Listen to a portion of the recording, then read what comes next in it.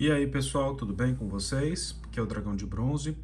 No vídeo de hoje eu vou estar explicando para vocês uma coisa que eu adoro. Quem me acompanha no Instagram há um bom tempo sabe muito bem que isso aqui é uma das coisas que eu adoro fazer, que é pintura de fogo, né? Pinturas com golems de lava, armas de fogo. É uma técnica que eu adoro e hoje em si eu não vou ensinar exatamente a técnica. O que eu vou ensinar é o princípio.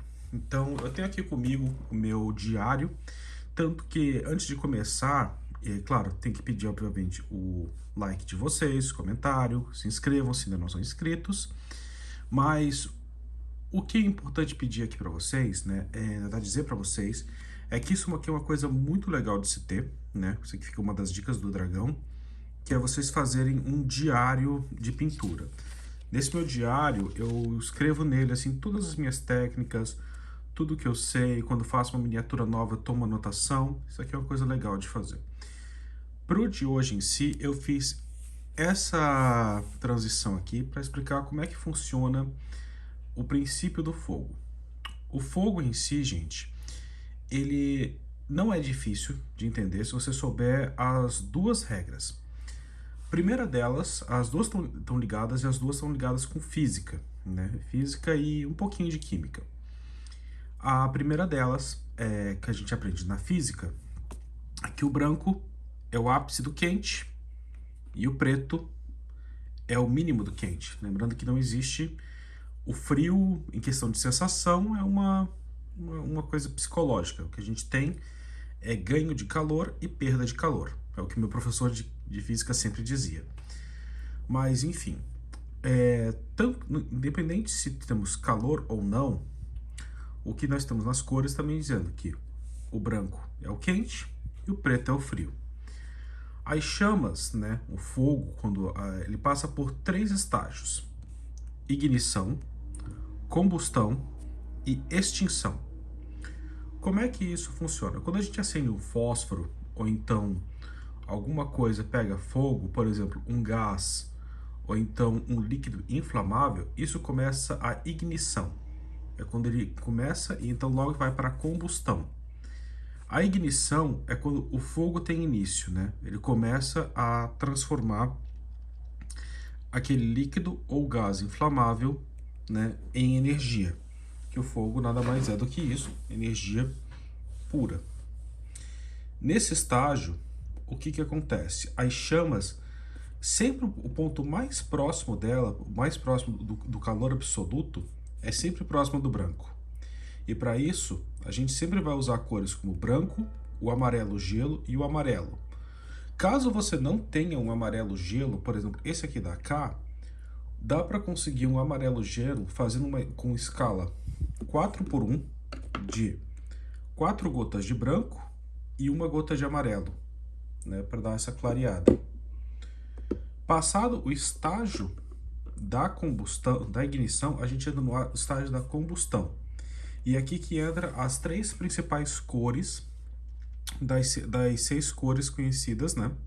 Sendo que 2 delas são cores primárias e uma delas é uma cor secundária, que é o laranja.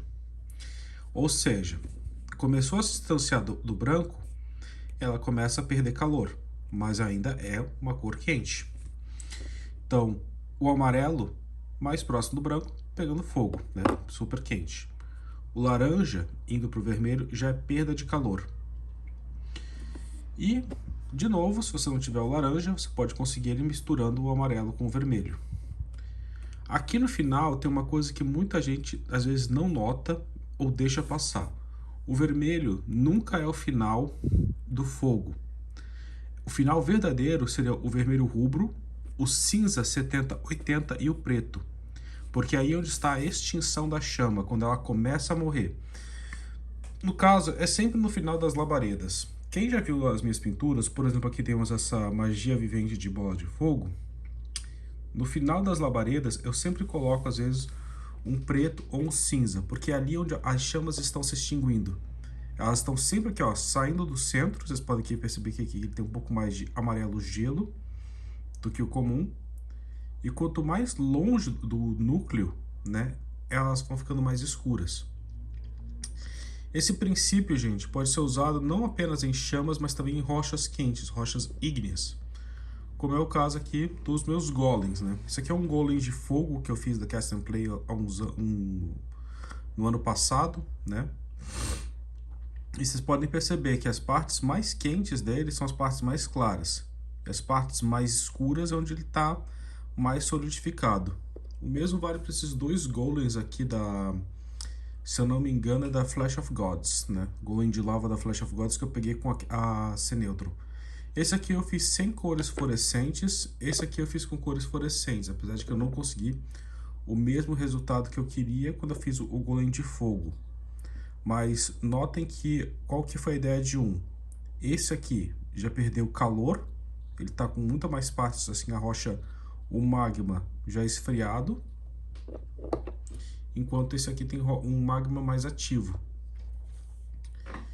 Então, essa é a dica. Se vocês souberem mexer com isso, né, entender que a cor mais próxima da fonte do calor, de onde está saindo a chama, é o branco, e o lugar onde a chama se apaga, está no final, é o preto, vocês vão saber muito bem mexer com isso. Não importa se for uma tinta acrílica, uma tinta de contraste, né? Mas se vocês quiserem aqui as tintas acrílicas em si, né, eu vou deixar aqui as dicas que eu dou, né? Essas aqui são as tintas que eu uso para fazer esses efeitos de fogo e que vocês também podem usar. Com exceção dessa aqui, que essa aqui tem outras duas variações, mas também servem. É branco, amarelo gelo, amarelo radiante, o laranja médio, vermelho escarlate, vermelho preto, cinza tenebroso e preto. Essas tintas são as da cá. Perdão, que eu acabei de comer um sanduíche. Mas vocês podem usar da Army Painter ou então da Citadel. Eu vou deixar como sempre, né, que nem foi no vídeo de como fazer uma base rochosa, né? Vou deixar a lista das tintas e dos seus equivalentes de outras marcas, tá legal? Mas, gente, o segredo para fazer o fogo é esse, você saber a transição, né, o papel de cada tinta nas labaredas. É isso então por hoje, né? A gente vai ficando por aqui e a gente se vê no próximo vídeo. Valeu!